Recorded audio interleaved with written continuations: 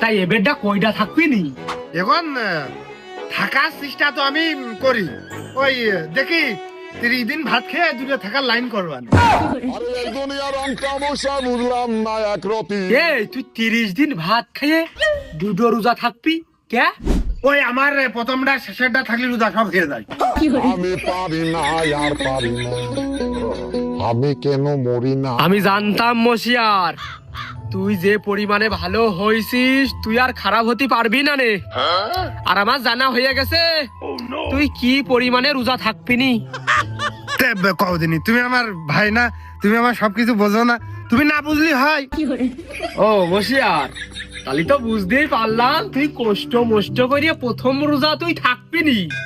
তাহলে ওই ইফতারিটা আমার বাড়ি কোশ্চেনে ধর তোমার বাড়িও খাওয়া যায় কোনে, তোমার ওই ছুটকো আমার সেই ভাবি